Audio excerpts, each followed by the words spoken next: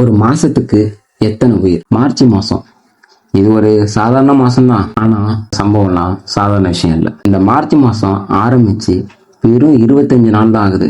ஆனா இந்த 25 நாள்ல 53 பாலியல் வன்கொடுமை கேசஸ் ஃபைல் பண்ணியிருக்காங்க. இன்னைக்கு என்னன்னா, ஒட்டுமொத்த இந்தியாவிலேயே ஒரு மாசத்துக்கு 6000க்கு மேல பாலியல் வன்கொடுமை மற்றும் போஸ்கோ கேசஸ் ஃபைல் பண்றாங்க. சராசரியா ஒரு நாளைக்கு குறையாம 200க்கு மேல உள்ள பெண்கள் பாதிக்கப்படுறாங்க. Not just a number. ஒவ்வொரு எண்ணுக்கு பின்னாடியும் ஒவ்வொரு வாழ்க்கை இருக்கு. ஒவ்வொரு எண்ணுக்கு பின்னாடியும் ஒவ்வொரு குடும்பமும் உடஞ்சுக்கிட்டு இருக்கு. இதுதான் இன்னைக்கு நடக்கிற உண்மை. இதுல ஹைலைட் என்னன்னா, 30% மட்டும்தான் நமக்கு கேஸ் ஃபைல் பண்ணிருக்குங்கிற விஷயமே வெளில தெரியுது. பேலன்ஸ் 70% வெளியிலேயே தெரியறதுல. ஒரு தப்பு நடக்குது அப்படின்னா அதுல 70 பேர் ஒண்ணுமே இல்லாம தான் போறாங்க. இதுல நம்ம மாண்புமிகு முதல்வர் பெண்கள் பாதுகாப்பை பத்தி ஒவ்வொரு மேடையிலையும் பேசிட்டு இருக்காரு. மீண்டும் இந்த ஒரு ஆட்சி தொடரணும் அப்படின்னு நினைச்சீங்க அப்படின்னா, யார் யாரெல்லாம் திமுக ஓட்டு போடணும்னு நினைக்கிறீங்களோ, உன் வீட்டுல பெண் குழந்தை இல்லையா, நீ தாராளமா போயிட்டு ஓட்டு போடு.